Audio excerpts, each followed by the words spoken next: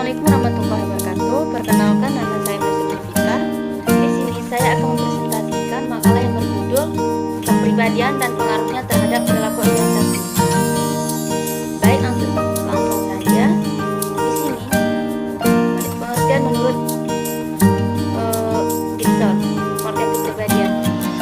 Menurut Dixon, pada tahun 1996, definisi dari kepribadian adalah himpunan karakteristik dan kecenderungan yang stabil serta menunjukkan sifat umum dan perbedaan dalam perilaku seseorang itu. Dan menurut Alford dalam Dixon pada tahun 1956 adalah organisasi dinamis di dalam masing-masing dan sistem-sistem psikofik yang menentukan penyesuaian unik terhadap lingkungannya.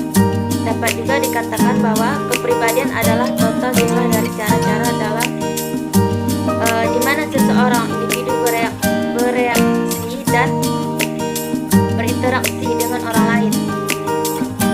Menurut Wood pada tahun 2000 mendefinisikan kepribadian sebagai profil keseluruhan atau kombinasi sifat yang memberi ciri khas sifat dasar seseorang. Selanjutnya ada teori kepribadian. Teori kepribadian atau sifat. Teori kepribadian sifat atau type didasarkan pada alasan predisposisi yang mengarahkan perilaku individu dalam pola yang konsisten. Menurut Alford dalam Dixon pada tahun 1996, sifat atau trait adalah merupakan batu bata ibarat fondasi dari suatu bangunan. Alasan, tindakan, sumber, keunikan individu. Sifat adalah dugaan kecenderungan yang mengarahkan perilaku secara konsisten dan ciri karakteristik tertentu. Dalam perkembangannya, teori kepribadian memiliki 3 pendekatan. Yang pertama ada pendekatan sifat, pendekatan psikodinamis, pendekatan humanis. Kemudian yang selanjutnya, determinan kepribadian. Ada 3 faktor yang menentukan kepribadian individu. Yang pertama ada keturunan, lingkungan, situasi. Ciri-ciri dari kepribadian, karakteristik seperti sifat, adanya sifat pemalu, agresif, mengalah, malas, ambisius, dan setia yang diperagakan oleh individu dalam sejumlah besar situasi. Dengan kata lain, ciri kepribadian adalah karakteristik yang bertahan yang memberikan perilaku seseorang individu. Kemudian selanjutnya ada atribut kepribadian utama yang mempengaruhi perilaku organisasi. Di sini ada sejumlah atribut kepribadian utama yang mempengaruhi perilaku organisasi. Yang pertama ada tempat kedudukan kendali, adalah derajat sejauh mana seseorang yakin menguasai nasibnya sendiri. Ini dapat dibagi menjadi 2 tipe. Yang pertama ada internalisis dan externalisis. Kemudian yang kedua ada menurut Machiavellianisme adalah derajat sejauh mana seseorang individu bersifat pragmatis, menjaga jarak emosional, meyakini bahwa tujuan dapat membenarkan cara. Kemudian yang ketiga ada harga diri atau self esteem, adalah derajat suka atau tidak suka seseorang individu terhadap diri mereka sendiri. Penghargaan diri menawarkan beberapa wawasan yang menarik ke dalam perilaku organisasi, yaitu self esteem diberikan secara langsung.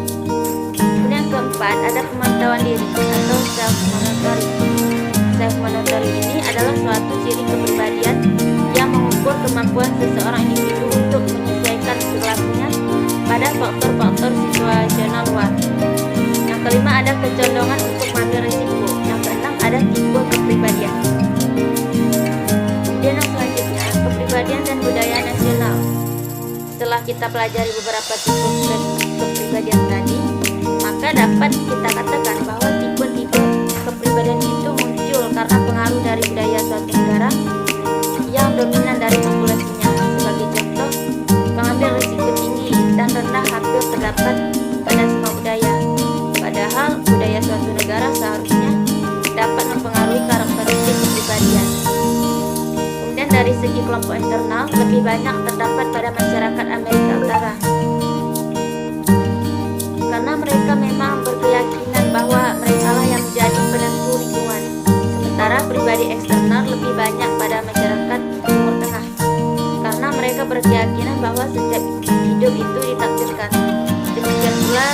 tipe A, terdapat di semua negara, akan tetapi lebih banyak pada negara kapitalis, di mana prestasi dan sukses material lebih dihargai.